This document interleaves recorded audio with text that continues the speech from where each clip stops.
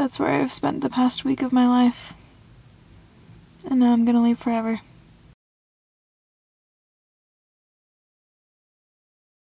Hello, and welcome to Tribe Choices at the Movies. My name is Cara. You may recognize me from previous episodes of Tribe Choices at the Movies.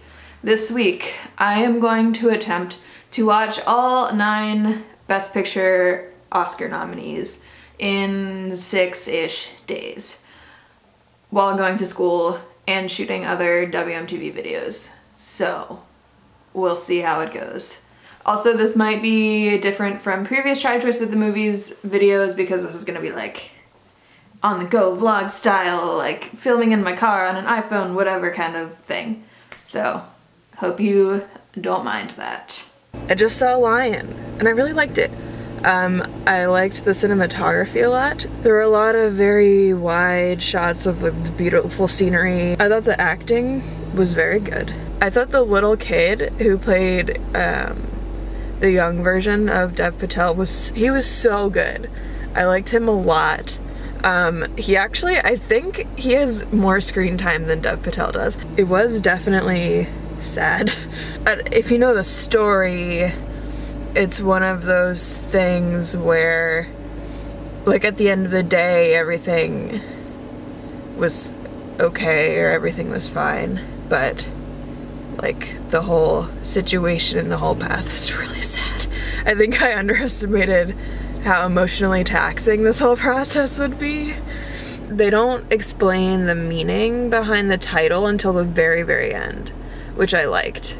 Overall, I thought it was like 8 out of 10. I liked it a lot. Hello, I am back at the movie theater and I just saw La La Land. Which I have seen before. This was my second viewing. I think I liked it better the second time actually because I had all these, you know, high expectations the first time I saw it. And it didn't disappoint me that much, but it was not quite as good as everyone had been saying. My biggest issue is still the singing. Like, why didn't they just change the key so that they could sing it better? It's just such a pretty movie. It's such a pretty movie. The cinematography is really great. I like how many long shots there are. I'm a big fan of that. The last 10 minutes are still like still one of the best sequences I think in all of filmmaking, film history, cinema, whatever. I really like the fact that it's basically like it's a play.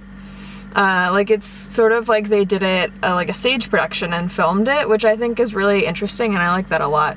Especially with the lighting, like they did a ton of manipulating the lighting during scenes while the camera's rolling like in one shot, which is really interesting. Kind of odd that a whole movie about jazz music has mostly white people in it. I just saw Fences and I enjoyed it. I'd probably give it like a 7 out of 10.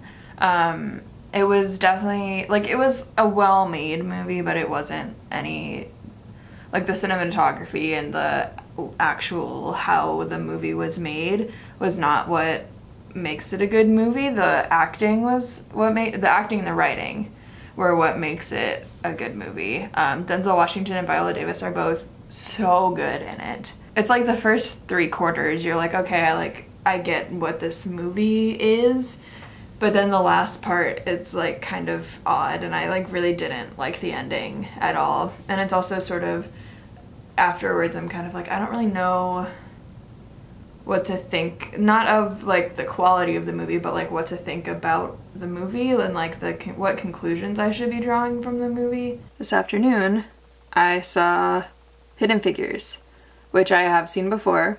First time I saw it, I liked it a lot. It's well made and it's interesting. The acting is really great. The costumes are really cool. I would probably give it like an 8 out of 10. This is one that I can I feel solid like recommending it to everyone pretty much. Today is my problematic day because I am seeing both Hacksaw Ridge and Manchester by the Sea. And if you don't know about that, just Google like Mel Gibson and Casey Affleck. They're both like trash people. But normally I am of the opinion that you can't fully separate art from artists. Like I think it's okay to appreciate art that maybe horrible people made, but I don't want to contribute any money towards them. So normally I would not be paying money to see these movies. However, I did pay for like the whole package, and so I feel like I might as well see them like for the sake of this video and stuff. So I just saw Hacksaw Ridge. I didn't really like it that much. Well, first of all, I'm not really into war movies. Like, I realized sitting in there, it was the first war movie that I've ever seen all the way through, I think, and definitely the first I've ever seen in a theater. And I just, like, I don't know, I'm just not really into it. It was, like, there were a lot of, like, it was okay. I would give it probably, like, a 6 out of 10. The music was kind of off. I didn't really like the music. I don't know if I said this about Hidden Figures yesterday, but Hidden Figures has great music. For a movie that's about a conscientious objector who, like, refuses to even pick up a gun, it seemed like it was sort of glorifying violence and war. It just felt weird that there was so much violence and so much, like, this is the way to solve conflict for a movie about a person who, like, doesn't even really believe in war. The action was, like, fine, but it was definitely, like, a realistic war movie. It's not like there were, you know, cool choreographed fights or anything. It was a lot of loud banging noises and dirt flying everywhere and stuff like that. So this is the third movie I think I've seen so far that had, like, clips or pictures or whatever of the real people at the end. And this was the first time that I felt like it didn't really add to the story. It is Tuesday. And last night, I saw Manchester by the Sea. And I kind of hate myself because I loved it. It is exactly the style of filmmaking that I am very into. The way it was shot and the cinematography, I just like the direction kind of in general was like the type of direction that I aspire to.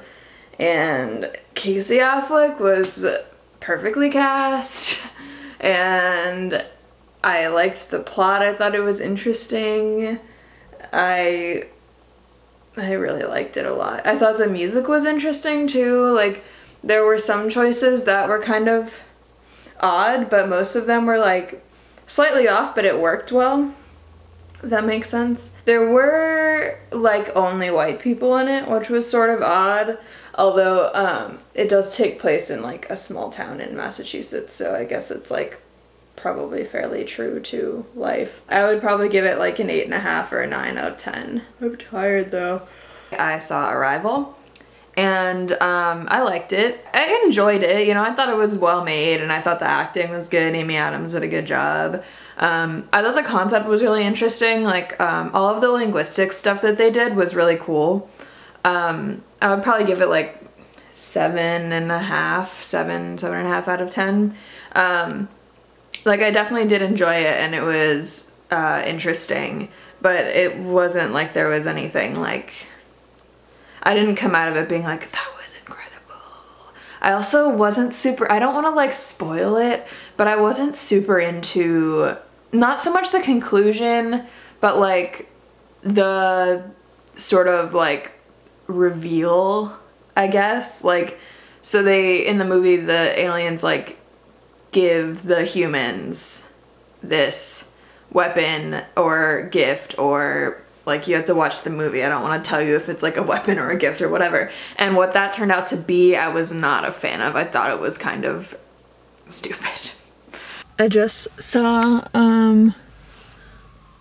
Hell or High Water, and it was another one that I enjoyed, but it wasn't like the greatest movie I've ever seen. Probably like 7.5 out of 10. It was way different than I thought it would be. I don't know why, but for some reason I was under the impression that it was like a buddy movie starring Chris Pine and Jeff Bridges, which is not what it is. I really liked the style. I liked the way it was shot, and I thought the use of music or lack of music was really, really good. I liked that a lot, and it was well acted, and it was entertaining. It felt like kind of odd because it was differently paced or differently laid out than most of the other Oscar movies that I've seen so far, which is all of them except for Moonlight. Because it felt sort of, it felt like the whole movie except for the very end was like the first act. Like things are happening, okay, things are happening, and then it like escalates, and then it ends. Which I normally would expect it to escalate and then like escalates even more and then crashing and burning and ending, but that's not really what happened. And the ending, I think, does a fairly good job of like tying everything up. Yesterday, I finished watching all the movies, and last night I saw Moonlight. I really liked it. It wasn't quite as like amazing as I had kind of expected, partially because I had like really high expectations because everyone told me that it was fantastic, and partially because I had seen 8 other good movies in the last couple days, so my like it's amazing thing was much like lower than normally it maybe would have been. But I did really like it. Major thing that I liked the most was the music. I thought the music was really cool, and like the way, not even just the music choices, but when like the actual pieces, but also when they played and when they didn't play, I thought was really cool. I thought it was really interesting. It was really cool to see a movie that was like, there were no white people in it basically. It was like a coming of age, but like not a typical coming of age, which was cool. Like it wasn't another Boyhood, which was nice, because like there was nothing in Boyhood that I could identify with. Not that there wasn't anything in this movie that I could identify with either, like as a white female person who grew up in the suburbs, like there's nothing in this movie that I can identify with, besides, you know, like wanting human connection or whatever. This movie didn't completely rely on that because there were other things. Like the way that it was made was really cool, the lighting was incredible, and the amount of detail that went into everything, but the lighting in particular was really cool. I think the cinematography was very, very well done. To wrap up my experience, it was tiring because I had to spend most of my time at the movies, but generally fun and actually not quite as emotionally distressing as I thought it would be. Now, for my final little clip, I'm going to rank all of the movies. So this first list is in order of importance, I think, to like society and the future. 1, Moonlight, 2, Hidden Figures, and 3, Fences. And that's it. None of the other ones make the list. But then, taking away importance and politics and all that stuff and just looking at sort of how much I enjoyed the movies and how good I thought they were. Number 9, Hacksaw Ridge. Number 8, Arrival. Number 7, Fences. Number 6, Hell or High Water. Now, there's a bit of like a 5-way tie happening next. I did rank them because I felt like I should, but just know that they are all very good and all very close to each other. So number 5 is Lion. Number 4 is Hidden Figures. Number 3 is Moonlight. Number 2 is La La Land. And number 1 is Manchester by the Sea. Don't attack me.